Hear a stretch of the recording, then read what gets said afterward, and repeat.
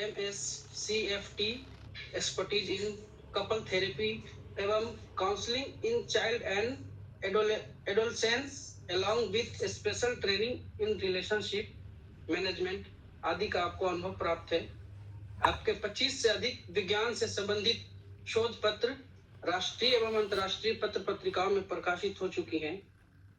आपके द्वारा लिखित पुस्तक रिसर्च मेथोडोलॉजी, पदार्थ विज्ञान, चरक संहिता, स्वास्थ्यवृत्त है।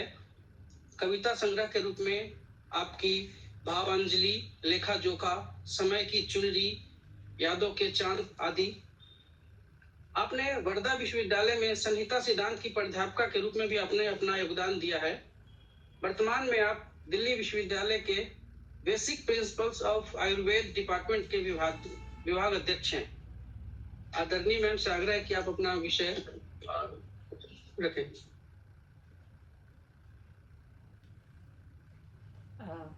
मैं मंच पर उपस्थित सभी विद्वज्जनों का बहुत बहुत पहले आभार व्यक्त करती हूँ। और ये आज इतने सुंदर दिन असल में ये कार्यक्रम हो रहा है, तो बड़ी प्रसन्नता भी हो रही है कि आज का दिन जो है इस संस्था ने मेरे लिए चुना।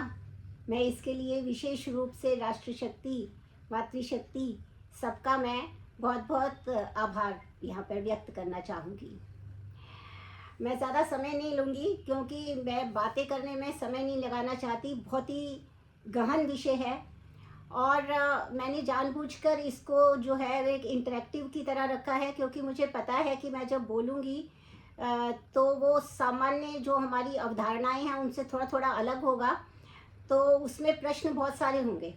तो एक ऐसा सेशन जो कि सरस्वती माँ के दिवस पर हो रहा हो, तो उस ऐसे सेशन में कोई ऐसा कुछ वक्तव्य नहीं देना चाहूँगी कि जहाँ पर प्रश्न अधूरे रह जाएं।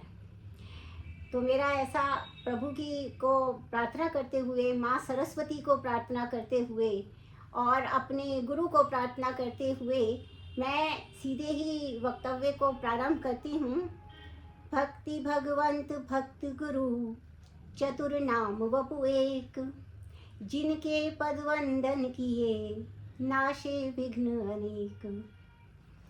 जय माँ सरस्वती, जय माँ शारदी। मेरा जो विषय है आज का वो है आयुर्वेद में महिलाओं के स्वास्थ्य के विषय में क्या कहा गया है। तो सबसे पहले मैं ये बताना चाहती हूँ कि आयुर्वेद जो है वो हमारे जो है एक प्रकार वेदों का एक हिस्सा है, एक पार्ट है। इसे अथर्ववेद का अथवा ऋग्वेद का भी उपवेद माना गया है। तो यहाँ पर क्या है, एक शब्द का प्रयोग हुआ है और उस शब्द का उसमें का नाम है पुरुष। तो सामान्यतः जो इस पूरी जगहों पे जहाँ तक हम समझते हैं तो पुरुष से क्या लिया जाता है, मेल जेंडर को लिया जाता है पुरुष, है ना, और महिला के लिए प्रयोग होता है स्त्री। परंतु वेद कहता है कि पुरुष की ये परिभाषा नहीं है, क्योंकि अगर ऐसी परिभाषा देंगे ना तो हमें ऐसे लगेगा कि वेद सारे के सारे जो क्या थे, वेद जो थे वो सब के सब बड़े बायस्ड हैं। उन्होंने स्त्री के लिए तो कुछ कहा ही नहीं, जो कुछ कहा पुरुष के लिए कह दिया। लेकिन ये संभव नहीं है। हमारी जो संस्कृति है जिसमें देवी को सदैव प्रथम स्थान दिया गया है, वो देवी को भूल कैसे सकती है। तो इसलिए यहाँ पर जो पुरुष शब्द का अर्थ है वो है पुरीशेते इति पुरुषः, अर्थात आत्मा है। वैसे तो पहला है आत्मा। तो आत्मा युक्त जो भी शरीर है मनुष्य का वो पुरुष है, अर्थात स्त्री के लिए भी पुरुष शब्द का प्रयोग किया गया है, यानी कि यह शब्द जेंडर न्यूट्रल रखा गया है वेदों में, आयुर्वेद में। ये पहली बात समझने की है। अब दूसरी बात पे आते हैं। जैसे सामान्यतः महिलाओं के स्वास्थ्य की चर्चा क्यों होती है, क्योंकि महिलाओं के जीवन में बहुत ही महत्वपूर्ण पड़ाव आते हैं। ऐसे तो सारी फिजियोलॉजी लगभग सेम है, परंतु महिलाओं के जीवन में कुछ पड़ाव आते हैं। जैसे एक पड़ाव पुरुषों के जीवन में भी आता है, लेकिन उतना अधिक वैसे वाला नहीं आता है। जैसे पहला पड़ाव होता है जिसमें जो स्त्री है वो रजस्वला या मीनार्ची होती है, जब मेंस्ट्रुअल साइकिल शुरू होती है वो उसका पुबर्टी वाला फेज होता है। ये फेज उतना ही मेल चाइल्ड के भी लाइफ में आएगा, पुरुषों की लाइफ में भी आता है, और कुछ हार्मोनल चेंजेस वहाँ पर भी होते हैं, लेकिन वहाँ पर हार्मोनल चेंजेस इंटरनल होते हैं, एक्सटर्नल उनकी मूछें आ जाती है, दाढ़ी आ जाती है, आवाज़ भारी हो जाती है, कुछ चीज़ें ऐसी होती हैं। मगर महिलाओं के साथ में क्या होता है कि महिलाओं के साथ में उस समय में प्रति माह रक्त के बाहर निकलने की एक प्रक्रिया प्रारंभ होती है। यहाँ पर हार्मोनल चेंजेस तो निश्चित रूप से हैं, तभी ये प्रक्रिया प्रारंभ हुई है। पर यहाँ क्या यहाँ पर क्या हो जाता है कि उसको बहुत अधिक एक तरीके से यहाँ से शुरू होती है महिला की वो यात्रा जिसमें उसको ये कहा जाता है कि अब तो तुम बड़ी हो गई हो, अब जरा संभल के चलो, है ना। समाज में कैसे रहना है तुमको, ये तुम्हारा मेंस्ट्रुअल साइकिल है, अब इस साइकिल में ये कहीं पे स्पॉट नहीं लगना चाहिए, ध्यान रखना। आप ध्यान रखना कि कहीं पे तुम जो है इस चीज़ को किस तरीके से तुम्हें हैंडल करना है। तुम एक कोएड स्कूल में पढ़ रही हो हर जगह पे, तो उसके ऊपर एक एक्स्ट्रा सोशल प्रेशर यहाँ से पहला कदम होता है जहाँ से उसको डालना शुरू कर दिया जाता है, और यहीं से उसको ये भी बताया जाना शुरू कर दिया जाता है, जो कि मेल को भी कर दिया जाना चाहिए, लेकिन मैं अभी के समाज की बात कर रही हूँ। उन्हें इतना नहीं समझाया जाता जितना महिला को समझाया जाता है कि देखो अब ये आ गया ना, तो इसका मतलब ये हुआ कि अब तुमको अपना बहुत ज़्यादा ध्यान रखना है, क्योंकि ये संकेत है कि आज के बाद तुम जो है कभी भी कंसीव कर सकती हो, आप तुम कभी भी माँ बन सकती हो। तो इस चीज़ को उसके अंदर डाल दिया जाता है।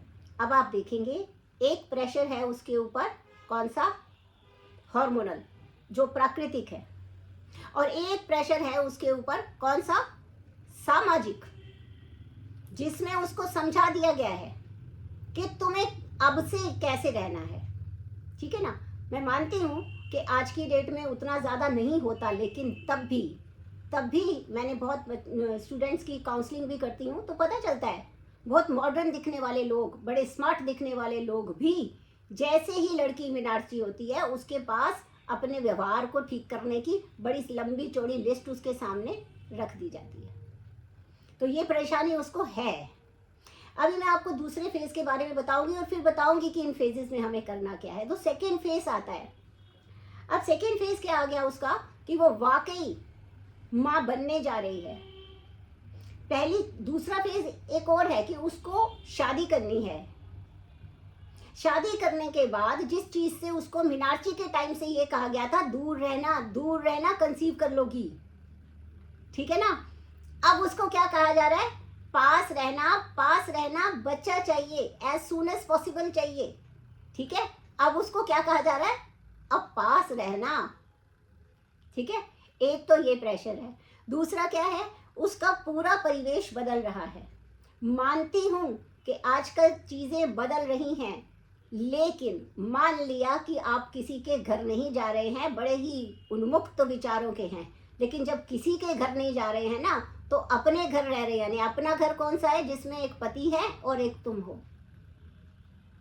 और आजकल तो लिव इन रिलेशनशिप है, एक वो है एक तुम हो, ठीक है। अब तुम दो ही लोग हो, दो ही लोगों में जो पुरुष है उसको कोई एडजस्टमेंट नहीं करनी अगर तुम माँ बन गई तो, सिवाय इसके कि वो कल से 4 गिफ्ट और लेके आया करेगा, ये लो और खुश रहो। लेकिन ये गिफ्ट जो हैं उस शारीरिक परिवर्तन को, उस शरीर के साथ होने वाली समस्याओं को कम नहीं करता। हाँ ठीक है, उसके ध्यान रखने से मानसिक संतुष्टि मिलती है, शांति मिलती है, लेकिन फिजिकल लेवल पर, शारीरिक स्तर पर ये वाली चीज़ महिला को ही भोगनी है। ये प्रकृति ने ऐसा बनाया है, बुरा नहीं है, वो भी सिद्ध करूंगी आगे। लेकिन ये दूसरा फेज आ गया जिसमें उसको अब कंसीव करना है। तो यहाँ पर भी आयुर्वेद बड़े अच्छे से हैंडल करने की बात कहता है, बड़ा ही स्पिरिचुअली भी हैंडल करने की बात कहता है, जो आजकल की बच्चियां भूल जाती हैं।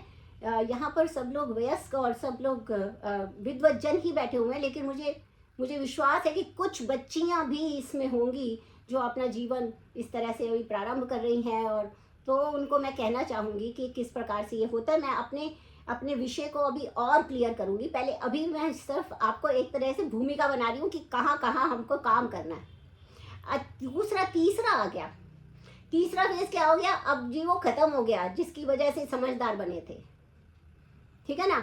अब हमें समझदार रहने की कोई ज़रूरत नहीं है, अब हम दूसरों को बताएंगे, है ना। तो ऐसे एक शेर भी आता है, मुझे बोलने की आदत है तो मैं सुना देती हूँ ताकि आप लोग बोर ना हो जाएं मेरी बातों से। तो उसमें एक बात आता है कि जब कौन सा रास्ता, किस रास्तों से दूर है मंजिल, कौन सा रास्ता आसान है, किन रास्तों से दूर है मंजिल, कौन सा रास्ता आसान है, हम जब थक कर लौट आएंगे औरों को समझाएंगे। तो अब क्या है कि हम खुद उस सारी से झेल चुके, अब बताएंगे ऐसे मत करना, कोई फायदा नहीं है अब। सो अब मेरे को समझदार बनना नहीं है, बनाना है सिर्फ। तो ये मेनोपॉज की स्टेज आ गई, लेकिन यहाँ पर भी इन सारी हंसी खुशी के बीच में कि चलो अब ये वाला झमेला नहीं है, लेकिन बहुत सारी समस्याएं फिर से फिजिकल लेवल पर बहुत सारे चेंजेस आते हैं, और महिलाओं को इन सभी फेजेस में हमें स्वस्थ कैसे रहना है, आयुर्वेद से अच्छा कोई और मैं बिल्कुल दावे के साथ कह सकती हूँ कि आयुर्वेद से अच्छा और कोई भी शास्त्र नहीं है। इसीलिए प्रमुख रूप से मैं अपने इस संबोधन को 3 पार्ट्स में डिवाइड करूँगी। पहला है जातक, यानी महिला की वो स्थिति जब वो जातक है, जब उसे एक बच्चा पैदा करना है। गर्भ संस्कार पर भी कहा गया था बोलने को, तो मैं ज़रूर उस पर बताऊंगी कि कितनी छोटी छोटी बातें हम भूल जाते हैं, ठीक है। अब हमारा पहला स्टेप है जातक, दूसरा स्टेप है पालक। पैदा ही करना, सिर्फ एक महिला ने पैदा कर दिया तो बहुत बड़ी बात नहीं है। पैदा हो गया, 9 महीने ध्यान रखने से पैदा हो गया, मगर पालना 9 महीने की बात नहीं है। पालना तो पूरे हमारी भारतीय संस्कृति में तो तब तक पालना है जब तक दूसरी महिला उसके जीवन में ना आ जाए, और वो ये ना कह ले कि ले लिया चार्ज मैंने आपका, है ना। तब तक उसको पालना है। तो इसलिए वो पालक भी बड़ी इंपॉर्टेंट होती है, और उसमें उसको अपना ध्यान कैसे रखना है और उस बच्चे को कैसे पालना है, ये महत्वपूर्ण बात है। और तीसरी स्टेज आती है जो कि बहुत महत्वपूर्ण है, जिसके ऊपर की सारी मॉडर्न साइंस कोई ध्यान नहीं देती, वो है तारक।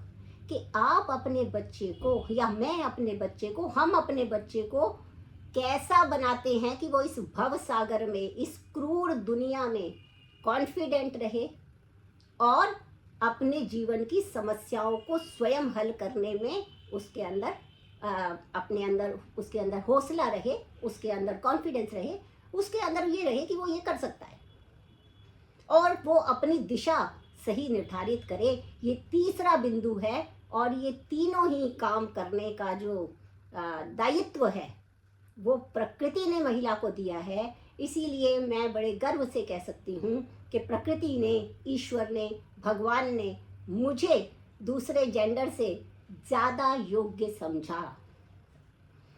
उसने समझा कि मेरी जो ये कृति है वो इन तीनों दायित्वों का, जो जिसे so called male community male gender कहा जाता है, उससे ज़्यादा अच्छा संभाल पाएगी, और इसके लिए उन्होंने वो क्वालिटीज़ भी उसमें दी हैं।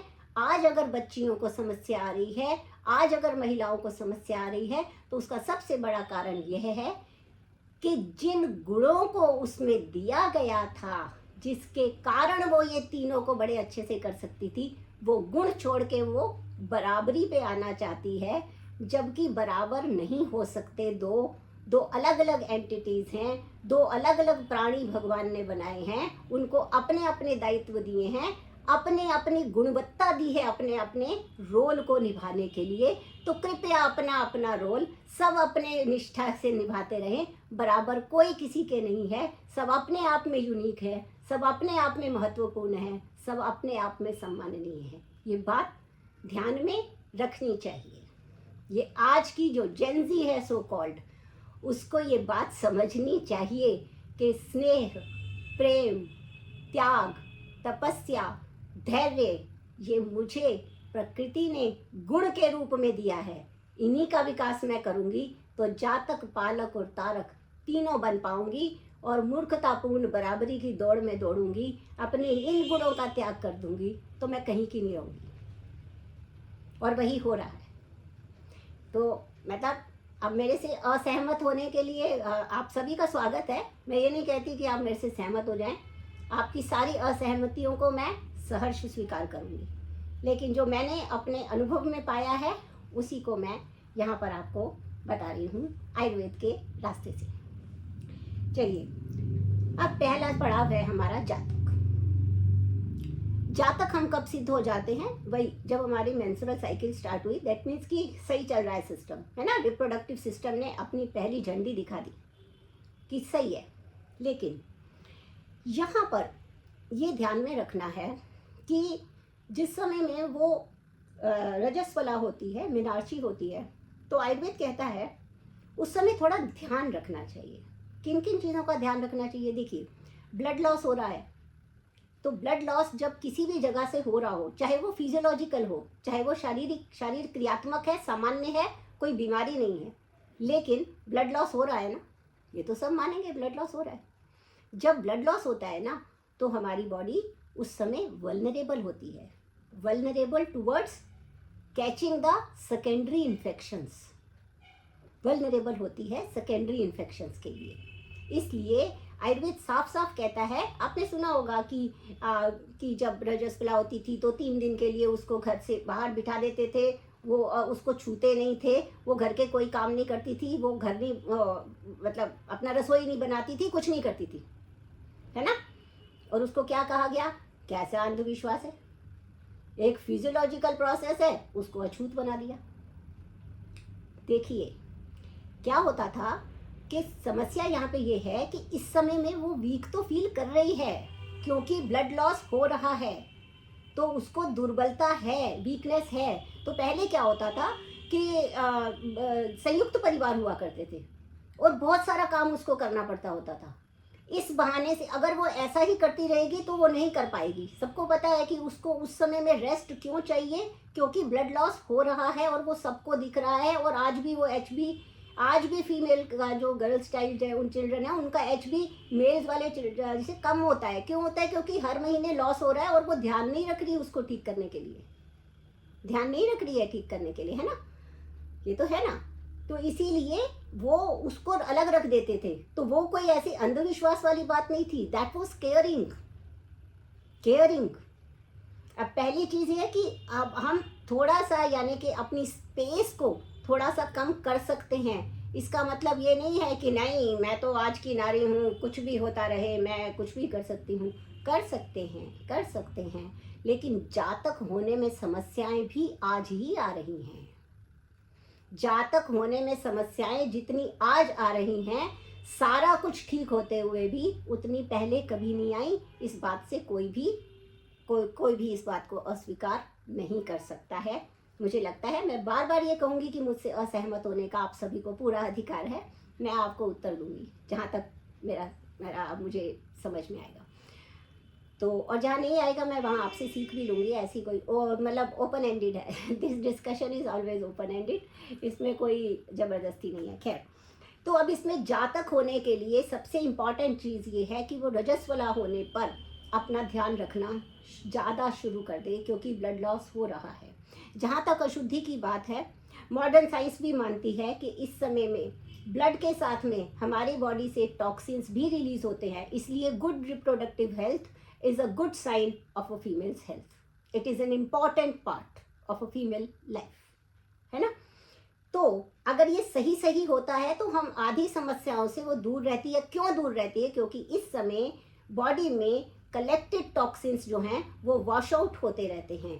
ये भगवान ने सिस्टम बनाया है, ये प्रकृति ने सिस्टम बनाया है, क्योंकि उसे माँ बनना है। इसीलिए उसके अंदर टॉक्सिन्स कलेक्टेड नहीं रहने चाहिए। टॉक्सिन्स बाहर निकलते हैं, वो ब्लड प्योर ब्लड नहीं होता है, इसीलिए उस ब्लड का कलर कभी भी फ्रेश ब्लड जैसा नहीं होता है, थोड़ा ब्लैकिश होता है। जो भी फीमेल्स है वो जानती है, ब्लैकिश होता है, फ्रेश नहीं होता है। स्मेल होती है उसके अंदर, एक डिफरेंट काइंड की स्मेल होती है उसके अंदर, होती है ना। जो नॉर्मल ब्लड होता है, अभी यहाँ से हाथ कट जाए तो उस ब्लड की स्मेल और उस मेंस्ट्रुअल ब्लड की स्मेल आप दोनों में डिफ्रेंशिएट कर सकते हैं। ये स्मेल कैसी होती है, थोड़ी टिंच ऐसी इरिटेट करने वाली, थोड़ी स्मेल खराब सी। ये जो ब्लड कट गया है और उससे आ रही है, वो नॉर्मल स्मेल लगती है, उससे ऐसे नहीं लगता कि ये ना आए। ये सब इस बात को एक्सेप्ट करेंगे। इसका मतलब क्या है, टॉक्सिन्स निकलते हैं। अब बॉडी से टॉक्सिन्स निकल रहे हैं, इसलिए उन्हें निकलने देना चाहिए, बात ठीक है, लेकिन उसके साथ साथ हमें पूरी हाइजीन का ध्यान रखना चाहिए। इसलिए उसको अलग बिठाया था, क्योंकि वो हाइजीन का ध्यान रखेंगे। और आपको ये भी ध्यान में देना चाहिए कि ये क्योंकि पूरी बॉडी से टॉक्सिन्स निकालने का टाइम है। आप एक एक्सपेरिमेंट करके देखिएगा मेरे कहने से। जिस समय वो मेंस्ट्रुअल साइकिल में है, बच्ची है या हम हैं या कोई भी है, आप एक नॉर्मल व्यक्ति के हाथ में फ्लावर रख दीजिएगा, फूल, एकदम फ्रेश फूल नॉर्मल पे रख दीजिएगा, और एक जिसको ब्लड ब्लीडिंग हो रही है इस टाइम, उसके हाथ पे रख दीजिएगा। दोनों के मुरझाने में काल का समय होगा, चाहे 1 सेकेंड का समय हो। जिसके हाथ पे जो मेंस्ट्रुअल साइकिल से गुजर रही है, उसके हाथ पे फ्लावर रखने से जल्दी मुरझा जाएगा, उसकी स्मेल जल्दी चली जाएगी, उसमें डिफरेंट स्मेल आने लगेगी दूसरे हाथ के मुकाबले। आप ये एक्सपेरिमेंट करके देख लीजिएगा। ये मैंने क्लासरूम में अपनी बच्चियों को करके दिखाया, क्योंकि वो साइंटिफिक करके काफ़ी आजकल राग ज़्यादा सुनाई देता है ना, क्योंकि गूगल से पूछेंगे तो गूगल जो है वो ठीक है बहुत अच्छा है, लेकिन सब कुछ नहीं है, क्योंकि इंसान ने ही बनाया है उसको। तो जब भी मशीन इंसान से आगे जाने का प्रयास करती है तो इंसान हार जाता है, क्योंकि इंसान उस समय ये भूल जाता है कि यार ये तो मैंने बनाया था। उसको लगता है ये मेरे से ज़्यादा इंटेलिजेंट है, और इसी मूर्खता में आजकल माफ़ कीजिएगा ये शब्द इस्तेमाल करें तो बच्चे बह गए हैं। सोचते ही नहीं हैं कि अनुभव का और हमारी संस्कृति का, हमारे मूल का कितनी बड़ी साइंटिफिक रिसर्च थी जिसने ये छोटी छोटी बातें निकाली थी। तो सबसे पहली बात है, रजस्वला होने पर अपनी क्लीनलीनेस का ध्यान रखना है, बहुत ज़रूरी है। क्योंकि जातक होने के लिए ये जो आर्तव या ये जो ओवम, ये जो स्राव, ये है ओवम है, क्योंकि स्पर्म और ओवम को मिलके ही ठीक होना है, तो ये ओवम को सही होना चाहिए। अब ये ओवम कैसे सही होता है, जैसे मैंने आपको बताया, पुरुष का मतलब जेंडर न्यूट्रल। तो इसमें जो सामान्य हमारी तरीके होते हैं ना, कि जो हमें दिनचर्या का पालन करना चाहिए, ठीक है, दिनचर्या का पालन करना चाहिए, हमारा आहार सही होना चाहिए, सही समय पे किया जाना चाहिए, हमारा न्यूट्रिशन अच्छा होना चाहिए, वो फीमेल पे भी उतना ही लागू होता है, मेल पे भी उतना ही लागू होता है, सेम है, कोई डिफरेंस नहीं है। क्योंकि सबको अपने अपने स्वास्थ्य का ध्यान रखने के लिए अपना एक टाइम टेबल बनाना चाहिए, जिसे हम एक्टिविटीज़ ऑफ डेली लिविंग कहते हैं, है ना। सुबह सो के उठने का टाइम ब्रह्म मुहूर्त कहा गया है। अब ब्रह्म मुहूर्त क्यों कहा गया है, क्योंकि ब्रह्म अर्थात ज्ञान, उस समय में ज्ञान प्राप्त करने का सबसे अच्छा समय होता है, जिस समय में ब्रह्म ज्ञान कहा जाता है, जिसे ब्रह्म का समय कहा जाता है। क्यों कहा जाता है, क्योंकि मॉडर्न साइंस में आप देखेंगे कि इस टाइम एक हार्मोन सीक्रेट होता है, when the night is ending and the day is about to come. आप जाके कहीं पे भी चेक कर सकते हैं, गूगल से भी कर सकते हैं फॉर दैट मैटर, कि इस समय में एक जो है हार्मोन, एक केमिकल रिलीज होता है ब्रेन में, जिसे कहते हैं सीरोटोनिन। सीरोटोनिन जब रिलीज होता है तो वो किस काम आता है, वो हमें विषाद से भगाने के काम आता है, डिप्रेशन को दूर करने के काम आता है। जो पेशेंट डिप्रेशन का हो जाता है, उस पेशेंट को, डिप्रेशन वाले उस पेशेंट को सीरोटोनिन बाहर से प्रोवाइड कराया जाता है, ठीक है। और अगर हम सुबह उठ जाते हैं तो वो अपने आप हमारी बॉडी में सिक्रीट होता है और इससे हमें नॉर्मली डिप्रेसिव फेजेस नहीं आते हैं। और उस समय आप देखेंगे कि उस समय में आवाजाही नहीं होती है बहुत ज़्यादा। शहरों में तो होते हैं, सारी रात जागते रहते, तब भी जितना ट्रैफिक इस टाइम होगा या कभी भी और होगा, वो टाइम ऐसा होता है जिस समय कुत्ते बिल्ली वगैरह सब, ज़्यादातर लोग ज़्यादा सो ही रहे हैं प्राणी। चिड़िया भी नहीं कुछ कर रही, चिड़िया तो बेचारी रही नहीं, लेकिन कोई कुछ नहीं कर रहा है, साइलेंट है, शांत है। इसलिए उसे ब्रह्म से जुड़ने का एक माध्यम, एक समय कहा गया। और ब्रह्म क्या है? अब ब्रह्म, फिर बच्चे कहेंगे ब्रह्म क्या होता है जी, हमें नहीं जुड़ना इससे, है ना? नहीं जी, ब्रह्म का अर्थ होता है ज्ञान। ज्ञान से जुड़ने का ये समय इसलिए है क्योंकि ये एकांत का समय है। ये वो समय है जिस समय और कोई काम हमारे पास नहीं है और कोई स्ट्रेस हमारे पास नहीं है कि लेट हो जाएंगे पहुंचने में। 5 मिनट अपने आप को दे देंगे तो लेट हो जाएंगे 5 मिनट हम तो।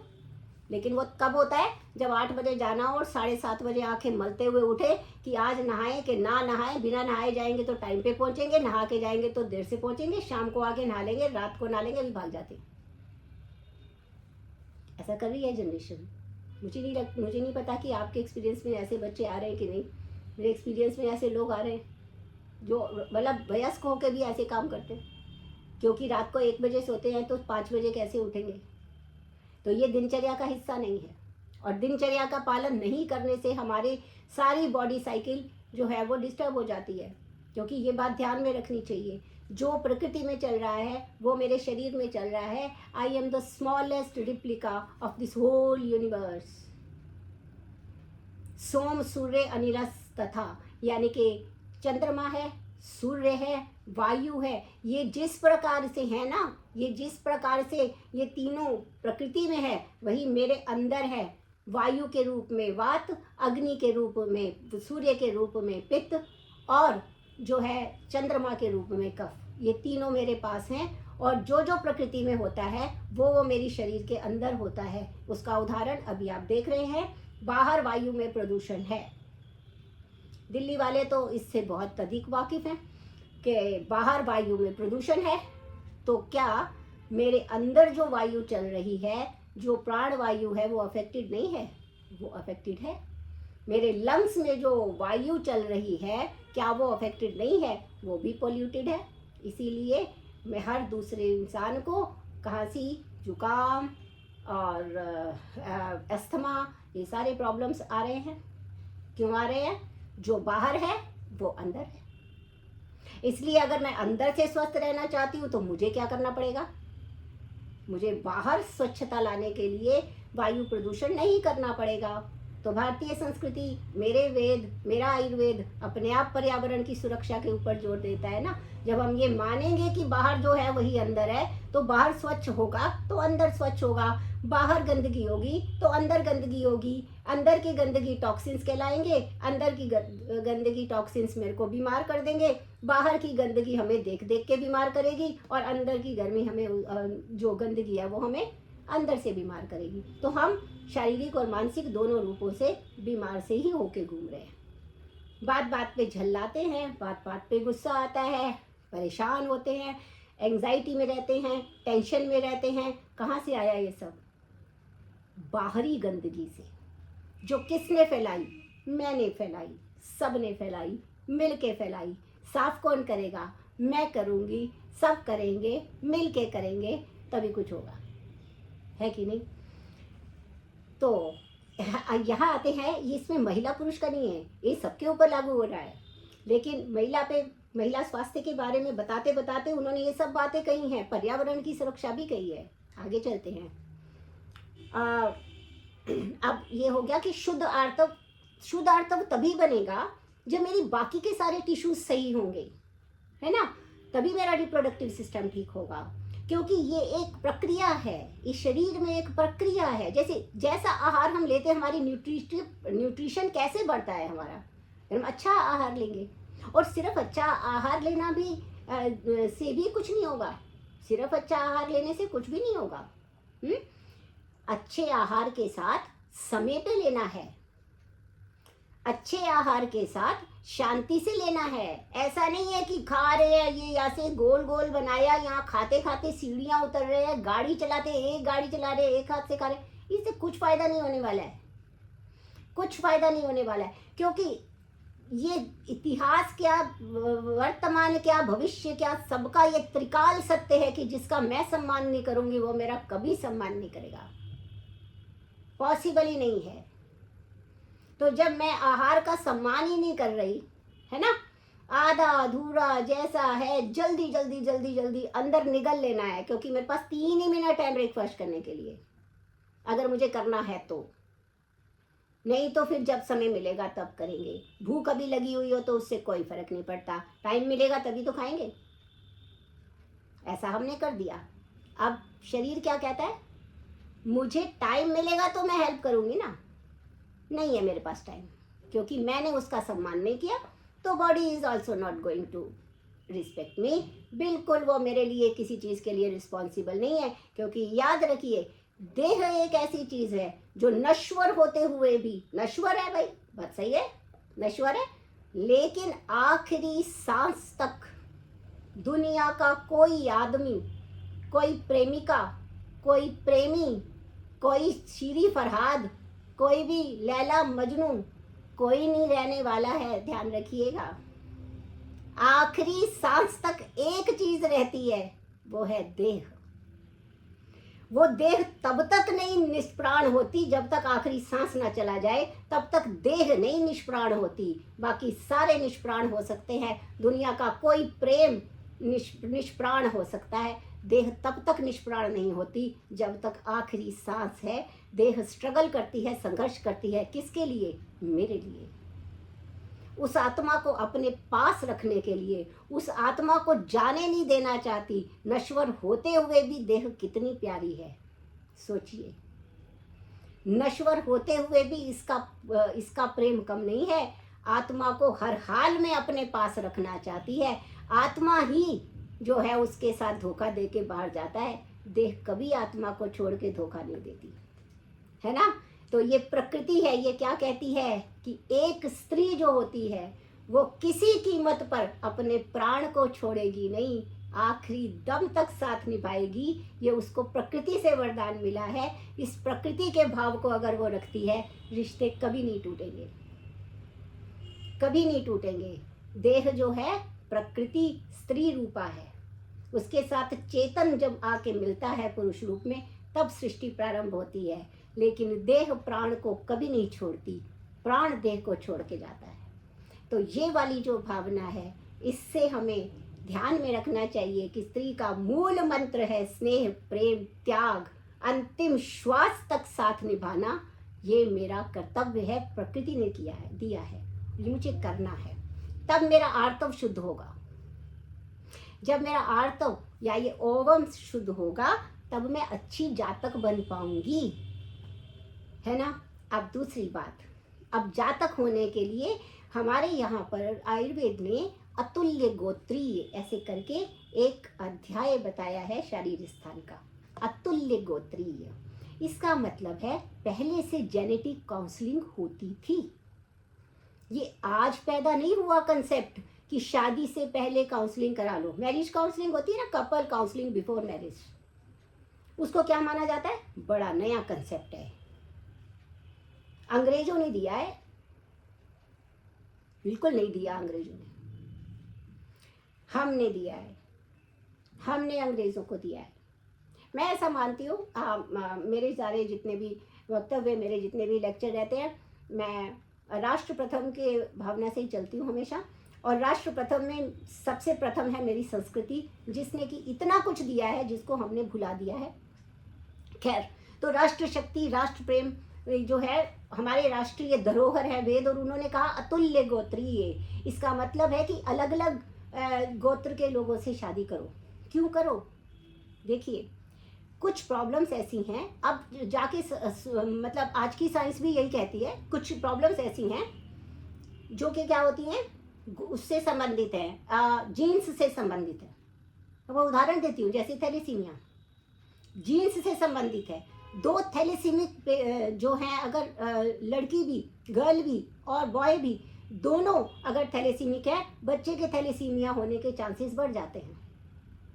थैलेसीमिया एक विशेष प्रकार के गोत्र में, एक विशेष प्रकार के जेनेटिक कंस्टिट्यूशन में होता है, वो फैमिली से पास ऑन होता है। तो अलग अलग गोत्र की अगर जेनेटिक काउंसलिंग होती है तो मना कर देते, भाई तुम दोनों आपस में नहीं करना नहीं, क्योंकि ये चांसेस हैं। थैलेसीमिया कॉमन है। एग्जॉस्टोसिस एक ऐसी डिजीज होती है जिसमें ना बोन बढ़ जाती हैं अपने, जैसे लंग की बोन बढ़ जाएगी, स्पेस कम हो जाएगा सांस लेने का, हाथ की बोन बढ़ जाएगी, इसकी फंक्शनिंग खराब हो जाएगी, एग्जॉस्टोसिस कहते हैं उसको। एक ही गोत्र के लोगों में, एक ही कास्ट जो होती है, एक गोत्र जो होता है उसमें मिलती है। हमारे यहाँ गोत्र मिलाते ना, मिलान करते हैं, तो जो एक ही गोत्र में वो मिलते हैं, वो जैसे ही होगा उसके आने की संभावना भी पीढ़ी दर पीढ़ी एग्जॉस्टोसिस वाली हो जाएंगी अगर वो दो लोग शादी करते हैं। और तीसरा एक उससे भी भयंकर है, जिसे कहते हैं अग्रवाल्स डिजीज, उसका नाम ही रख दिया अग्रवाल्स डिजीज। वो डिजीज अग्रवाल्स में मिलती है, उनके जीन्स में मिलती है, और उसमें क्या होता है, हमारा ग्रे मैटर ज़्यादा होता है, वाइट मैटर कम होता है ब्रेन में, तो उसकी डेवलपमेंट ही बच्चे की नहीं होती है। तो ध्यान रखना है, साइंटिफिकली प्रूवन है अतुल्य गोत्रीय, तो जाके देख सकते हैं आप। तो इस प्रकार से ये जेनेटिकली जो पास ऑन होते हैं, इसका ध्यान रखने, तभी मैं अच्छी जातक बनूंगी ना। पैदा करना है अच्छा बच्चा, अच्छा बच्चा यानी स्वस्थ बालक, स्वस्थ बालक। एक और परिभाषा की चीज़ को थोड़ा करेक्ट करना चाहूँगी मैं, वो ये है कि हमारी परिभाषा पुत्र, सामान्यतः पुत्र क्यों क्या है, सन है ना, पुत्र मतलब सन, और पुत्री मतलब डॉटर, राइट। तो मुझे लगता है सब ऐसे ही बोलते हैं, मगर पुत्र का अर्थ संतान है। पुत्र का अर्थ संतान है, क्यों? क्योंकि माता और पिता दोनों को मिला के एक शब्द बना है संस्कृत में, जिसे कहा है पितरौ। पितरौ, पितरौ से उत्पन्न होने वाला बालक पुत्र कहलाता है, और वो स्त्री भी बालक हो सकती है और पुरुष भी बालक हो सकता है, ठीक है। तो पुत्र का अर्थ जो है वो, ऐसे कहते हैं ना कि वेदों में सारा पुंसवन संस्कार कर दो, भाई पुत्र ही क्यों पैदा करने के लिए संस्कार करा रहे हैं, बड़े बायस है। वो पुत्र के लिए नहीं कह रहे, संतान के लिए कह रहे हैं। पितरौ से उत्पन्न होने वाला जो भी होता है वो संतान होती है, वो पुरुष या स्त्री नहीं होता है, ठीक है जी। तो ये बात हमको समझ में आ गई कि हमको अतुल्य गोत्रीय देखना है, ठीक है ना। अब हमको और किन चीज़ों का ध्यान रखना है, जैसे जातक सही हो। मैं एक ही पार्ट में हूँ, जातक पे हूँ, मैं ख़त्म कर दूंगी 1.5 घंटे में, ऐसा चिंता नहीं करें। इसके ऊपर ज़्यादा जोर देने की आवश्यकता है, क्योंकि सारी शुरुआत तो गर्भ की यहीं से होनी है ना। अब और कौन सी चीज़ है जिसमें हमें ध्यान रखना है? पहली चीज़ हमारे पास होते हैं योनि दोष, यानी कि वजाइना। वजाइनल हेल्थ को सही रखना बहुत ज़रूरी है। बहुत सारी बच्चियां होंगी, उनमें वाइट डिस्चार्ज की प्रॉब्लम होती है। कभी वो स्मेली होता है, कभी वो बिना स्मेल के होता है, पर there are certain discharges are there in the vagina, जो ये शो करता है कि वजाइना में कोई ना कोई इन्फेक्शंस जो हैं वो बार बार हो रहे हैं, ठीक है, कोई ना कोई इन्फेक्शंस हो रहे हैं। तो इसलिए हमेशा वजाइना की क्लीनलीनेस का ध्यान रखना है। During menstrual cycle, without menstrual cycle, after every urination she should wash the vagina as a rule. इसको एक हैबिट, एक प्रैक्टिस बनाना है। वॉश द वजाइना, योनि क्लियर होनी चाहिए, वजाइना एकदम फ्री ऑफ इन्फेक्शन होना चाहिए। That is very very important, इसको ध्यान में रखना है। दूसरी बात, मानसिक दोष। जातक में मानसिक दोष क्या है? मानसिक दोष ये है कि उसको लगता है कि माँ बनने के बाद पहली बात तो ये फिगर खराब हो जाएगी, सबसे इंपॉर्टेंट है, ठीक है। दूसरी बात, अब वो आ गया तो उसको मैं पालूंगी कैसे? अब उसे पालेगा कौन? सास के साथ रहना नहीं है, माता जी अवेलेबल नहीं है ना? अब क्या करें? समस्या आ गई ना। पालेगा कौन? और फिर वो रात को जागेगा तो उसके साथ जागेगा कौन? ये तो पतिदेव जागेंगे क्या? पहले उससे पक्का करके देखो, अगर मैंने पैदा कर दिया तो जागोगे तुम। वो कहेगा मैं क्यों हर बार जागूंगा, जागोगी तुम। वो कहेगी मैं नहीं जागूंगी, तुम जागोगे। अब दोनों झगड़ रहे हैं। अब ऐसी टेंशन में कहां से कंसीव करेगी भाई? उसे तो यही नहीं समझ आ रहा इसको पालेगा कौन। मेड के पास रखूं, पता नहीं क्या खिला दे। क्रैच में डालूं, इतने पैसे तो इसके स्कूल जाने से पहले ही खर्च दूंगी। हे भगवान, कैसे पैदा होगा? पैदा हो गया तो होगा क्या इसका बच्चे का? ये जो मानसिक परेशानी है जो कि इतनी बड़ी बना दी गई है कि भाई एक बच्चा पैदा करना जैसे कि बहुत बड़ा कोई ऐसा विशाल कार्य है जो आज तक कभी किसी महिला ने किया नहीं था। ऐसा नहीं है। मानसिक रूप से तैयार होना पड़ेगा कि मुझे माँ बनना है, मुझे माँ बनना है। तो माँ बनने के लिए मुझे अपने अंदर किन चीज़ों को लाना है?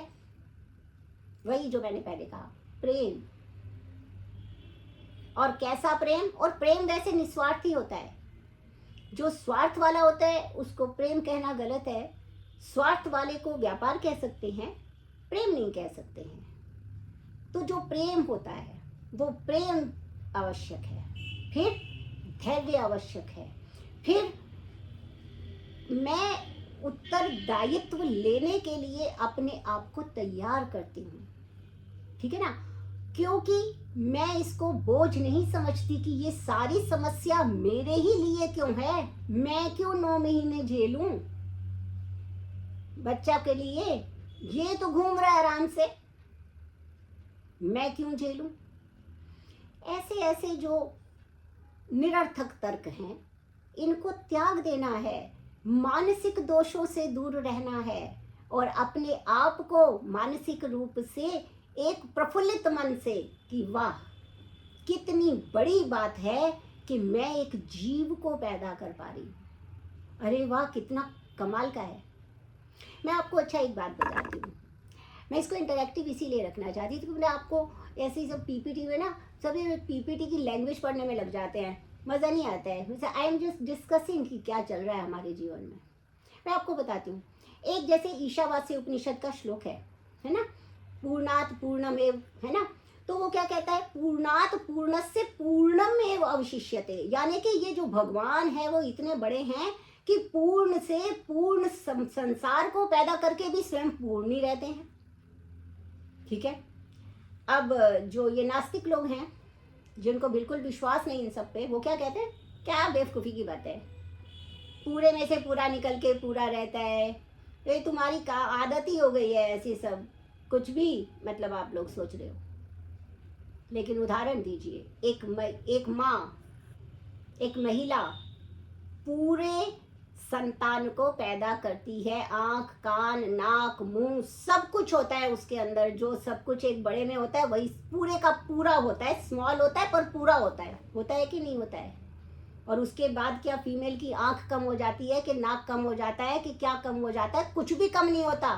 पूर्णात पूर्णस्य पूर्णमेव अवशिष्यते, पूर्ण में से पूर्ण को निकाल कर, पूर्ण में से पूर्ण को निकाल कर फिर पूरी की पूरी रहती है। तो भगवान और माँ में क्या अंतर है? कोई अंतर नहीं। इसलिए भगवान कहा गया है माँ को। उसने पूरे संसार को पैदा किया और फिर पूर्ण रहा। और माँ क्योंकि स्मॉलेस्ट रिप्लिका है उस यूनिवर्स का, तो छोटा सा बालक वो भी पैदा कर देती है और पूरा होता है, पूरी रहती है, पूरे को पैदा करती है। पूर्णात पूर्णमेव अवशिष्यते। इस गर्व को महसूस करिए माँ बनते हुए। जब ये गर्व होगा, आहा मैं हूँ एक्चुअल रिप्रेजेंटेटिव भगवान की, जो वो पूर्ण को पूर्ण करके खुद पूर्ण रहता है, मैं उसकी रिप्रेजेंटेटिव पूर्ण को पूर्ण करके पूर्ण रहूंगी। क्या बात है। तो मेरा और भगवान का संबंध तो बहुत अच्छा है। क्योंकि मैं उसकी रिस्पॉन्सिबिलिटी यहाँ पे पूरी कर रही हूँ, वो अपनी रिस्पॉन्सिबिलिटी वहाँ पे पूरी कर रहा है। तो लेट्स हैव अ ग्रेटिट्यूड, एक गर्व, एक सुंदरता, एक सौंदर्य, एक एक एक सेटिस्फेक्शन, क्या क्या बात है ना। तो आज के सेशन के बाद सारी महिलाएं मुस्कुराती हुई, एकदम गर्वित होती हुई दिखनी चाहिए। यही मेरा जो है वो उसका कुछ लाभ होगा, नहीं तो फिर ऐसे बातें करने के लिए तो बहुत सारी चीज़ें लाइक दैट, ठीक है। तो इसके बाद क्या हुआ जी, वीर्य दोष और रजो दोष, ये मैंने आपको बताया। वीर्य का दोष यानी कि जो पुरुष है उसको भी अपने स्वास्थ्य का उतना ही ध्यान रखना चाहिए, उसको भी अपने जो हेल्थ है उसका पूरा ध्यान रखना चाहिए, क्योंकि उसकी भी जो हेल्थ है, जो उसका आहार है, उसी से उसके शुक्र का, स्पर्म का निर्माण होना है।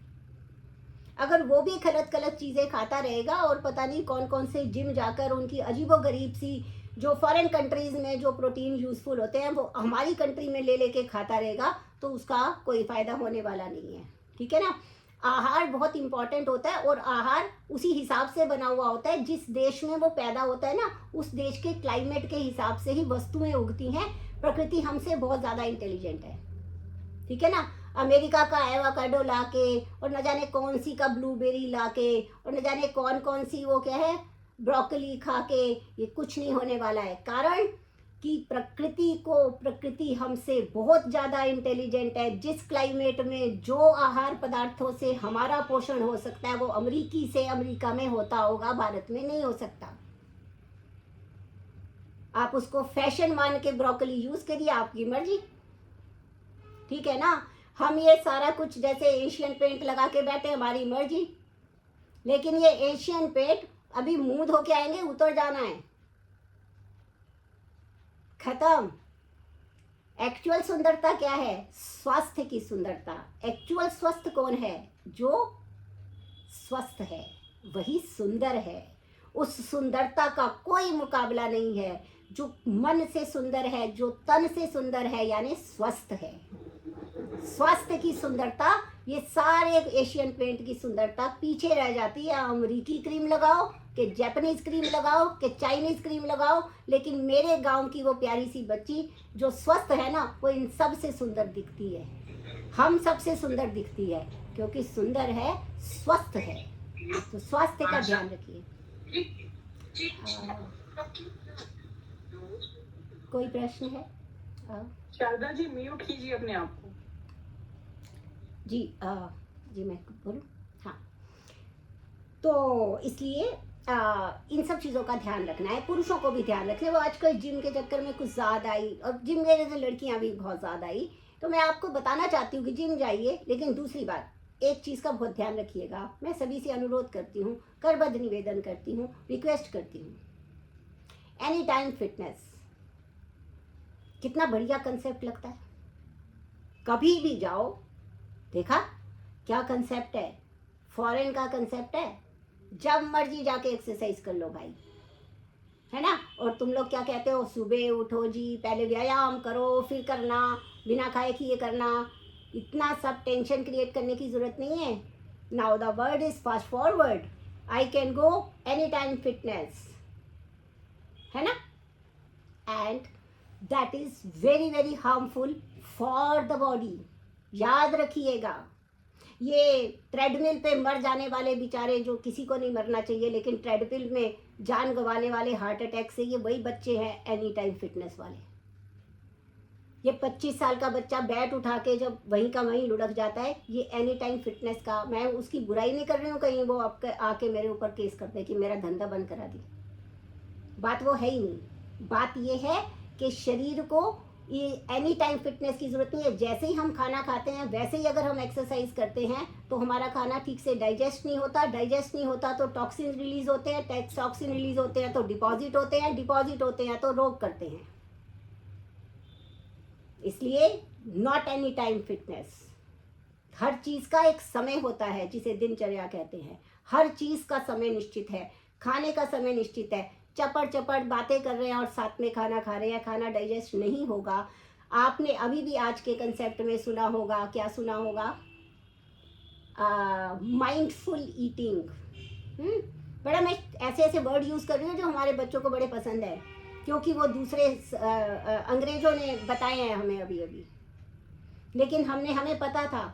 हमारे यहाँ पे क्या कहते थे, भोजन जब करना हो एकांत में करिए, अजल्पन बातें करते हुए मत करिए, अहसन हंसते हुए मत करिए, ना अति विलंबित वो इतने धीरे धीरे मत करिए कि टीवी देखते देखते एक और याद रह गया वहाँ पे टीवी का चल रहा है, फिर उसके बाद याद आया डाल लिया, फिर उसके बाद वो पड़ा रहा, फिर दूसरा सीन आ गया, फिर तीसरा सीन आ गया, फिर 5वीं रील शुरू हो गई, पता चला खाना 1.5 घंटे में ख़त्म हुआ। बॉडी को नहीं पता कि उसने क्या खाया, मुझे भी नहीं पता कि मैंने क्या और कितना खाया। इसका कोई इफेक्ट नहीं आने वाला। और अति द्रुतम फटाफट फटाफट डाला डाला डाला, 3 मिनट खाने को भाग गए, ना बॉडी को पता चला क्या गया, ना मुझे पता चला मैंने क्या खाया, ना उसको पता चला कि उसको इफेक्ट क्या करना है, कुछ नहीं हुआ, डाइजेस्ट नहीं हुआ। ना अति विलंबितम ना अति द्रुतम, शांति से बैठ के खाइए। और क्या करिए, भोजन से पहले प्रार्थना कीजिए। बोलते हैं क्या कहते हैं, अरे यार तुम भी ना, फालतू बातें, फालतू बात नहीं है, जाके गूगल करिएगा। जहाँ मैं तो गूगल का नाम इसलिए नहीं, ये सबसे बड़ा अच्छी जगह है ना जहाँ से सब ज्ञान प्राप्त होता है, क्योंकि वहाँ अंग्रेजों ने डाला है ज्ञान, भारतीय ने नहीं डाला है ना। अब बताती हूँ मैं आपको क्या कहते हैं वो, खाने से पहले please have 3 deep breaths, take 3 deep breaths before eating. Why? क्योंकि शरीर को बताना है अब आप खाना खाएं, ताकि वो उसे डाइजेस्ट करने के लिए तैयार हो, ना कि उसके दिमाग में ये चल रहा हो कि 2 मिनट के बाद मेरी मेट्रो छूट जानी है, तीसरे दिन मैं लेट पहुंची तो एब्सेंट लग जानी है, आधी छुट्टी कट जानी है फालतू के खाने के टाइम को वेस्ट करने में। तो खा लो फटाफट, ठीक है ना। तो ये नहीं चलता है। डीप ब्रेथ क्या है, मेन बात क्या है, be grateful. Every time be grateful. Gratitude is a virtue which is very important. पहला ग्रेटफुल होने का कारण मेरे पास खाना है, कितनी बड़ी बात है। दूसरा, मुझे किसी ने बना के दिया है, वाओ, किसी के पास कोई है ही नहीं बनाने के लिए, या मैंने खुद भी बनाया। अगर मैंने खुद बनाया, ओ माय गॉड, कितना ग्रेटफुल होना चाहिए कि मेरे सारे हाथ पैर सब कुछ सलामत है, भगवान ने मुझे इतनी शक्ति दी, जाके अपनी मर्जी का बना के खा लूं। वाह वाह, क्या बात है। सबसे पहले तो ग्रेटफुल है ना, कितनी बढ़िया बात है कि मैं खा सकती हूँ, और कितनी बढ़िया बात है कि मेरे पास खाने का टाइम भी है। बहुत अच्छा है। ग्रेटिट्यूड से स्टार्ट करते हैं ना, तो किसका धन्यवाद कर रहे हैं हमने कहा भगवान तुम्हारा धन्यवाद है कि मैं इसको खा पा रही हूँ। मत बोलिए भगवान नास्तिक हो तो, मत बोलिए भगवान, यही सोच लीजिए चलो अच्छा हुआ यूनिवर्स का जिसने मुझे खाना दिया, खाने के लिए टाइम दिया, बहुत बढ़िया बात है, अब मैं खाना खाता हूँ। जब बिना बात किए, बिना हंसे, बिना किसी और ध्यान किए करते ना, उतना ही खाते हैं जितनी ज़रूरत होती है, और फिर उससे बाद हमें और ज़्यादा की ज़रूरत नहीं पड़ती। तो इसलिए कह रही हूँ, आहार विहार के दोषों को हटा दीजिए। जातक बनना बहुत मुश्किल है जी, इसीलिए सबसे ज़्यादा टाइम लगा रही हूँ, बाकी 2 आधे घंटे में निपटा दूंगी। पूरा 1.5 घंटा है, मुझे पता है, उससे ज़्यादा आपका टाइम नहीं लूँगी मैं, पर बताऊँगी सब कुछ क्योंकि it is a very beautiful concept. तो चलिए अब देखिए, अब before conception, this is very spiritual I think. हमारी, मैं बार बार कह रही हूँ कि हमारी साइंस इतनी वंडरफुल है, इतनी मतलब क्या कहना चाहिए, आश्चर्यचकित करने वाली है ना। भगवद गीता में भी आया है कि कोई कोई मुझे आश्चर्य से देखता है, पर किसी किसी को मैं समझ आ जाता हूँ। भगवद गीता अगर आपने पढ़ी हो, नहीं पढ़ी तो पढ़िएगा ज़रूर। कोई कोई मुझे आश्चर्यवत देखता है और किसी किसी को मैं समझ आ जाता हूँ। इसका मतलब क्या है? इसका मतलब ये है कि कुछ ऐसी चीज़ें होती हैं जिनका प्रभाव हमें पता ही नहीं कि कितना हो रहा है। हम जानते नहीं हैं, इसलिए हम मानते नहीं हैं। हम मानते उसको हैं जिसे हम जानते हैं, और हम जानते उसको हैं जिसे जानने की कोशिश करते हैं, है ना। जानने की कोशिश ही नहीं की तो फिर कैसे जानेंगे? तो पहले प्रयास करना है। तो मैं बताती हूँ आपको, बिफोर कंसेप्शन सबसे पहली बात यह है कि बॉय एंड गर्ल या दो लोग जिनको भी गर्भ स्थापना करवानी है करनी है, उन सबको पहले शोधन करना चाहिए। अपनी बॉडी उनकी एकदम क्लीन होनी चाहिए। जैसे आयुर्वेद में तो कहा गया है कि उसका एक थेरेपी होती है, पंचकर्म थेरेपी, उसको लेने के बाद फिर वो शुद्ध हो जाती है, बॉडी में से सारे जो टॉक्सिन्स है वो बाहर जा चुके हैं, क्लीन हो जाती है। उसके बाद जो मुलेठी आदि कुछ मधुर द्रव्य होते हैं उनसे उनको घी में मिला के और उसको पूरा बना के और उस तरीके से मेल को और तेल और उड़द की दाल को स्त्री को सेवन करना चाहिए, जिससे कि वो गर्भ के लिए तैयार हो जाते हैं। और जिस समय उनको इंटरसेक्सुअल एक्टिविटी करनी है क्योंकि होता है ना, हम पहले से सोचते हैं कि हाँ अब हम प्लान करते हैं, कहते हैं ना हमने अभी प्लान नहीं किया, अब हम प्लान करते हैं। तो पहली बात हाँ ये भी बतानी ज़रूरी है कि प्लान कब करते हैं। प्लान करने का जैसे आपने मॉडर्न भी आप जाते होंगे ना गायनिकोलॉजिस्ट के पास, तो वो बताती है कि जब मेंस्ट्रुअल साइकिल ख़त्म होती है उसके बाद और जो मेंस्ट्रुअल साइकिल शुरू होने से 5 दिन पहले के जो बीच के 14 दिन हैं इसमें कंसीव करिए, ऐसा बताती है वो। काउंसलिंग करते समय सबको पता है, ऐसा कराती है, फीमेल्स को पता है। इसीलिए इसको ऋतुकाल कहा गया है। ऋतुकाल का मतलब होता है, क्योंकि 4 चीज़ें होती है ना फसल को उगने के लिए। क्या क्या चीज़ें होती हैं? ऋतु यानी कि मौसम सही होना चाहिए, क्षेत्र यानी जमीन ठीक होनी चाहिए, है ना, और अंबु यानी कि पानी सही सही उसमें होना चाहिए, ठीक है ना, और बीज यानी जिससे उगनी है फसल। बिल्कुल यही 4 चीज़ें गर्भ के लिए चाहिए। बीज क्या है हमारा? वही आर्तव, ओवम और स्पर्म, ये अच्छा होना चाहिए, ठीक है। क्षेत्र क्या है हमारा? यूटेरस, यूटेरस एकदम सही होना चाहिए, ठीक है ना।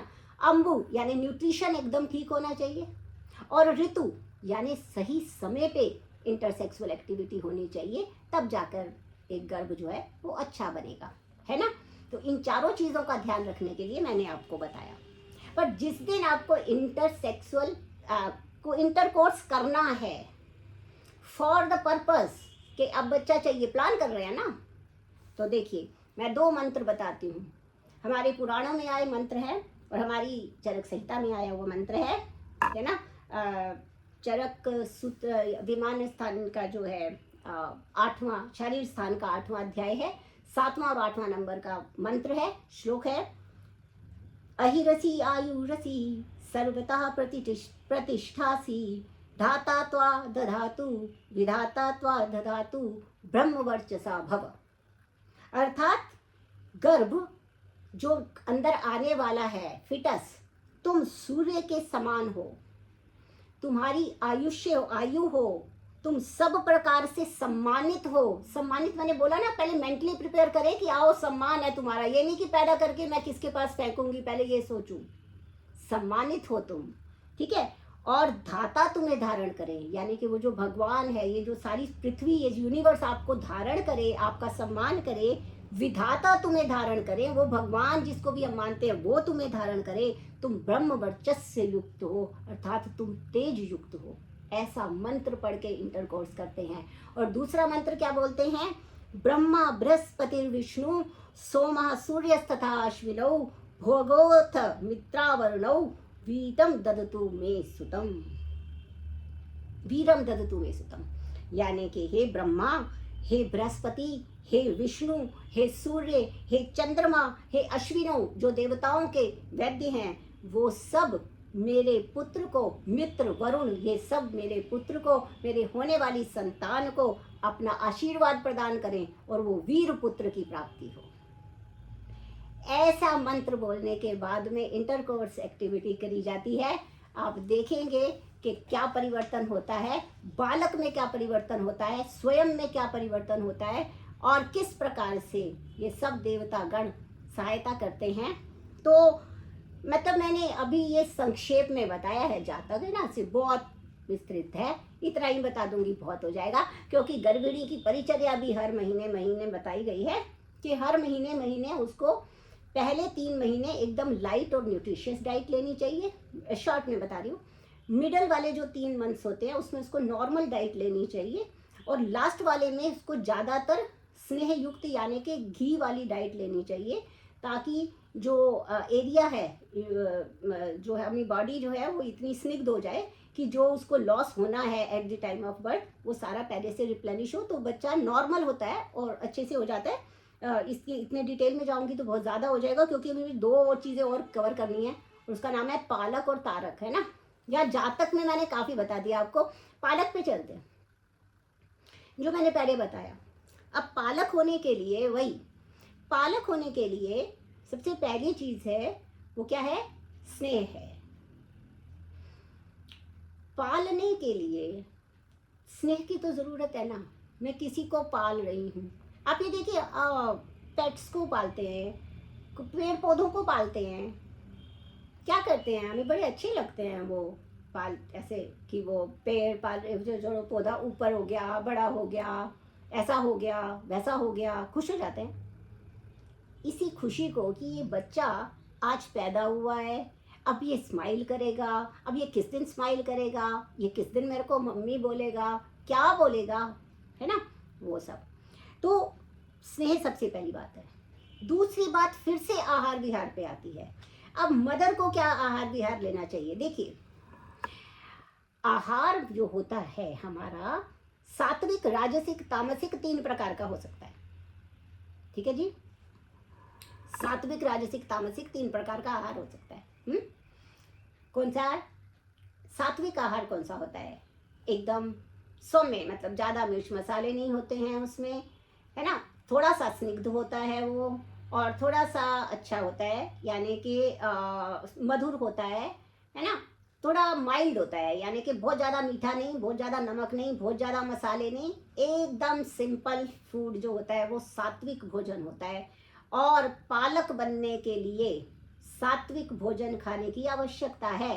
राजसिक भोजन वो होता है जिसमें मिर्च, मसाले, तड़क भड़क, छोंक, ये सब लगा के खाना, उससे बच्चे का पालन मुश्किल होता है, क्योंकि हमारा जो लैक्टेशन है वो प्रभावित हो जाता है, उससे कम हो जाता है उससे। अब अपनी डाइट, अरे यार स्नेह खाएंगे, अभी तो बच्चा पैदा किया, मोटी हो जाऊंगी मैं, तो उसका मैं बताऊंगी, अब जो सुन लीजिएगा ध्यान से, कोई मोटा नहीं होगा, है ना। मोटे हम अपनी गलतियों से होते हैं, नाम बेचारे बच्चे का लगता है, बच्चे का तो कोई कसूर ही नहीं बेचारे का, जो हमने किया, जो भी किया है ना। आत्मानव मन्यत कर्तारो सुख दुख हो, मैं किसी भी सुख और दुख की प्राप्ति करती हूँ उसमें मैं स्वयं कारण हूँ, कोई दूसरा कारण नहीं है, ये हमारी वैदिक संस्कृति कहती है। तो बच्चे का कसूर नहीं, हमने खुद ने ऐसा किया है, तो ऐसा नहीं करना है। रजस तमस वाला, और तमस वाला जो होता है ना, बासी खा लिया, फ्रिज में रखा हुआ खा लिया, बार बार निकाल के खा लिया, कभी गर्म किया कभी ठंडा किया, ये सब तामसिक आहार होता है। इससे बचना है, तभी अच्छा लैक्टेशन होगा, नहीं तो नहीं होगा। अच्छे लैक्टेशन के लिए दूध पीना पड़ेगा, उसको गंदा लगे कैसा भी लगे, इलायची डाल के पीजिए तो और ही अच्छी बात है उसमें, ठीक है ना। तो पालक बनने के लिए सबसे पहले आहार का ये प्रयोग करना होगा।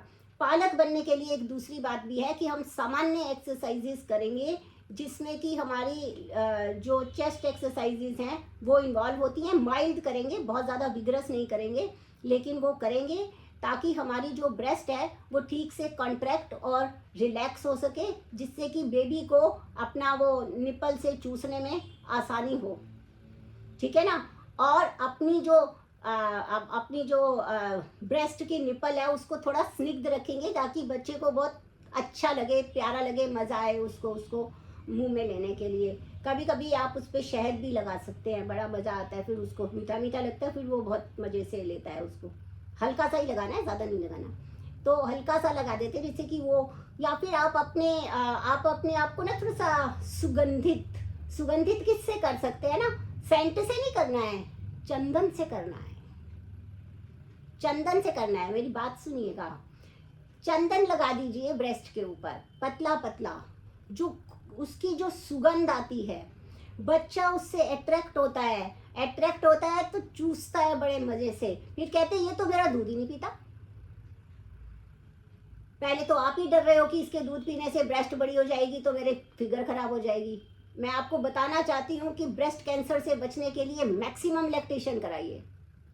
ब्रेस्ट कैंसर नहीं होगा, 99% नहीं होगा, बाकी लास्ट में 1% हम यदि नास्ति दैवम पे छोड़ते हैं, यानी पूर्व जन्मकृत किसी पाप से होना है तो हो ही जाएगा, लेकिन अच्छे से लैक्टेशन करवाइए, ब्रेस्ट कैंसर नहीं होगा। ये मैं आपको बता रही हूँ। करवाइए लैक्टेशन, अच्छे से करवाइए, सुगंधी लगा लगा के, सुगंधित करते ना, बहुत आपको खुद को मजा आ जाएगा कि अरे वाह वाह कितनी सुगंध तो मेरे से ही आ रही है। बच्चा अट्रैक्ट होता है भाई सुगंध से। और एक बहुत मजेदार बात आपको बताती हूँ, माथे पे बिंदी लगाना ये हमारे सुहाग की जितनी निशानी है, ये उतनी ही निशानी है कि आज्ञा चक्र में रुके हुए हमारे शिव को प्रसन्न करने की बात है। ये हमारा शिव इसी तृतीय नेत्र की के जगह पर रहते हैं। उस तृतीय नेत्र पर जब चंदन का टीका लगा दिया जाता है तो भगवान शिव जब अपने कूल माइंड में होते हैं तो सबसे ज्यादा कल्याणकारी होते हैं। वो कल्याण अवस्था में स्थित हैं। इस टीके को लगा के देखिए, बच्चा जो नहीं कहीं पे आपका चेहरे से देखकर वो आपकी तरफ अट्रैक्ट होकर लैक्टेशन ना करने लगे तो मेरा नाम बदल दीजिएगा। और ये 2 काम करके देखिए, अगर लैक्टेशन में आपके 1.5 गुना वृद्धि नहीं हो गई तो आप मेरे से फिर से पूछ लीजिएगा कि अब क्या करना है। स्नेह के साथ केवल ये छोटी छोटी 2 चीजें कर लीजिए, देखिए क्या होता है। ये बिंदी ऐसे नहीं है, ये चंदन का टीका जब लगता है मैं शांत रहती हूँ, मेरा शिव शांत रहता है और मेरा बच्चा जो अट्रैक्ट होता है उसको देखकर, उसका कोई और भगवा वाला ऑरेंज कलर मैं आपको बता रही हूँ, वो सबसे ज्यादा, अगर आप मॉडर्न वालों में भी देखेंगे कलर मेडिटेशन भी होती है एक, ठीक है। उत्साह भरने के लिए मेडिटेशन रूम का कलर कैसा होना चाहिए, भगवा, यानी सूर्य जब उग रहा होता है उसकी कांति जिस कलर की होती है उस कलर के कमरे में बिठाकर मेडिटेट करिए, आपका उत्साह शक्ति बढ़ेगी। ये उत्साह मैंने अपने माथे पे लगा लिया। ये उत्साह देखिए बच्चा कितना उत्साहित है आपसे मिलने के लिए, उस दूध को पीने के लिए, और आप कितने उत्साहित है उस दूध को पिलाने के लिए। आप करके देखिए, आप करके देखिए। फिर अगर नहीं कुछ इफेक्ट आया तो आप मुझसे बात कीजिएगा, ठीक है। क्योंकि ये जो कुछ भी मैं बोल रही हूँ इसमें मेरा कुछ भी नहीं है, मैं बिल्कुल भी ऑथेंटिक पर्सन नहीं हूँ। मैं एक्सेप्ट करती हूँ, मैं जो भी बोल रही हूँ वो वैदिक बोल रही हूँ, और वेद से प्योर नॉलेज इस संसार में उपलब्ध नहीं है, ना थी, ना है, ना हो सकती है। मैं केवल वेदों के वाक्यों को यहाँ पर आपको केवल बोल के सुना रही हूँ। इसलिए आप ये ना समझिए कि निशी अरोड़ा ने बोला है, मैंने कुछ नहीं बोला है। मैंने केवल तोते की तरह वहां से पढ़ के यहाँ सुना दिया है, दैट्स इट। मेरा रोल नहीं है, मेरी कोई विद्वता नहीं है, मेरा कुछ भी नहीं है इस पूरे में। ये मैं आपसे विनम्रता पूर्वक कहना चाहती हूँ। तो पालक ऐसा हो, ठीक है। और फिर पालक कैसा हो, थोड़ा सा एक मेडिसिन भी है, जैसे शतावरी है, ये बहुत अच्छा रसायन है फीमेल के लिए, लैक्टेशन में बहुत हेल्प करता है, कैल्शियम को एकदम पूरा करता है, सौंदर्य को बढ़ाने वाला होता है, बच्चे का कंप्लेक्शन भी क्लियर करने वाला होता है। देखो सबको लगता है वैसे काले गोरे का भेद हमारे देश में है नहीं, लेकिन मैं पंजाबी हूँ तो मुझे पक्का पता है, पंजाबी में बताइए कि कुड़ी तो काली है, तो गोरी नहीं अभी, बच्चा तो काला जमया। ओ भाई काला गोरा नहीं है, बच्चा है, ठीक है ना। होता है पंजाबी में, कोई पंजाबी हो तो बुरा मत मानिएगा, मैं खुद पंजाबी, मैंने देखा है। हम कहते तो हैं काले घोरे का भेद नहीं, हर दिल से हमारा नाता है, सिर्फ गाने की बातें हैं, मालूम है समाज में क्या होता है। शतावरी दीजिए, शतावरी खाइए, बच्चा वो दूध पी के गोरा गोरा हो जाएगा, क्लियर हो जाएगा, क्लीन हो जाएगा, स्वस्थ हो जाएगा। मैंने बोला सौंदर्य की परिभाषा है स्वस्थ रहना, काला गोरा नहीं होता, सच में नहीं होता, क्योंकि कृष्ण हमारे काले हैं, राम भी हमारे काले हैं, पर उनसे बड़े कोई जो है महान आत्मा यहाँ और दिखाई नहीं देती। कृष्ण काले हैं मगर सर्वाकर्षक हैं, इसलिए कृष्ण कहलाए। तो काले गोरे का भेद होता तो कृष्णाष्टमी भगवान की नहीं होती, है कि नहीं। इसलिए काले गोरे का भेद तो नहीं, पर स्वस्थ रहने में शतावरी बहुत अच्छा काम करती है। तो पालक होने के साथ साथ उसको तारक भी होना है, ठीक है। पालक तारक भी होना है। थोड़ा सा टाइम छोड़ भी दूंगी ताकि आप लोग भी कुछ उसमें अपना इनपुट देना चाहें, कुछ और पूछना चाहें तो पूछ सकें। तो क्योंकि वन साइडेड मेरे को लगता है सब बोर भी हो रहे होंगे, तो पहले ही बता दीजिएगा तो मैं पहले से बंद कर दूंगी उसको। तो कोई स्वतंत्र है सब लोग, यानी बताने रोकने के लिए भी स्वतंत्र है सब। तो अब इसमें आता है कि तारक। तारक का मतलब ये है कि हम बच्चे को जो शेप देनी है, क्योंकि उसको सबसे पहले ये बताना है, ये समझाना है कि माँ बाप तो, पेरेंट्स तो आप जो कहोगे मान लेंगे, क्योंकि आप उनके अंश हैं। आप कह दोगे कि आपने मुझे डांटा तो मैं पंखा ढूंढूंगा, उस पर लटक जाऊंगा। आजकल ये होता है, माँ बाप डांटने से डरते हैं। डांट दिया, बच्चा बुरा मान गया, भाग गया घर से, लटक गया, तो क्या होगा? तो आजकल पेरेंट्स कौन सी मुद्रा में है? सरेंडर। अपने सारे अस्त्र शस्त्र नीचे जमीन पर रख के दोनों हाथ ऊपर खड़े, भाई सरेंडर, जो तू कहेगा वही करेंगे, पर तू पंखे की तरफ मत देखना, ये भाग के जाना भी मत, है ना? तो पेरेंट्स की तो बेचारों की बड़ी दुर्गति हो गई, वो हाथ बांध के खड़े हैं। लेकिन उस बच्चे को ये बताना है कि माँ तो हाथ बांध के खड़ी है, पिताजी भी हाथ बांध के खड़े हैं, हो सकता है भाई बहन भी थोड़े खड़े हो जाएं, लेकिन जीवन, आजीवन जिसे लाइफ कहते हैं, वो बड़ी क्रूअल है। वो जैसी आती है वैसी स्वीकार करनी पड़ती है। तुम पंखा दिखाओ कि ट्रेन दिखाओ कि जो मर्जी दिखाओ, तुम्हारा मन हो जियो, तुम्हारा मन हो मरो, तुम्हारा मन हो रो, तुम्हारा मन हो गाओ, तुम्हें जो करना है करो, उसे जो करना है वो करेगी, मानेगी नहीं। वो माँ है, पर वो ऐसी माँ है जिसके नियम एकदम कड़े हैं, वो यहाँ से ना हिलने वाली। हाथ बांध के जीवन जैसा है, तुम्हें जीवन के आगे सरेंडर करना पड़ेगा, ठीक है ना? प्रकृति माँ होते हुए भी नियमों की पक्की है, क्योंकि प्रकृति अगर नियम की पक्की नहीं होगी तो कल को सूर्य कहेगा मैं तो नहीं आज उगता, मैं आज 8 बजे मेरा सूर्य, आज मैं 8 बजे उठूंगा, आज मैं 3 बजे ही सोने चला जाऊंगा, भाई मेरे को नहीं करना। नहीं होता ऐसा, है ना? वो पृथ्वी कहेगी मैं इसी ऑर्बिट में घूमती रहूं, मेरे को मंगलवार चाहिए, अब कभी मेरे को क्लोज भी होना है, अब कभी मुझे दूर भी होना है, ये क्या मैं इसी जगह पे घूमती रहूं, मुझे तो नहीं घूमना। नहीं करेगी वो, इसी पे घूमना है घूमो, प्रलय होनी है प्रलय हो जाए, अगर घूमना है तो इसी ऑर्बिट में घूमना है। तो प्रकृति ने नियम अगर वो ढीले कर दे तो संसार खत्म। इसीलिए प्रकृति कोई रियायत नहीं करेगी, इसके लिए बच्चे को तैयार करना माँ की जिम्मेदारी है, पिता की भी है, माँ की अधिक है। माँ तारक है। मैं आपको छोटी सी बात एक और बता देती हूँ।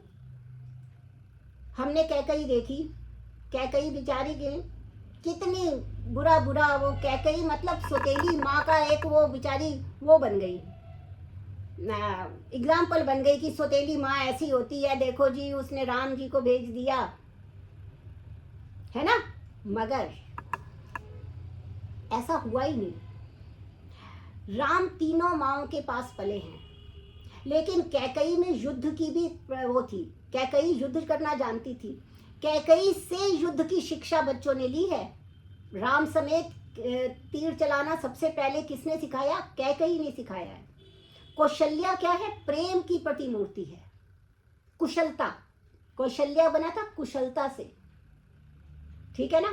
सुमित्रा बना था समता से, सबको समान भाव में लेकर चलना, ठीक है ना? और कैकई बनी थी ढिठाई से, मजबूती से। तीनों चीजें जिसके घर में रहती हैं वही दशरथ हो सकता है।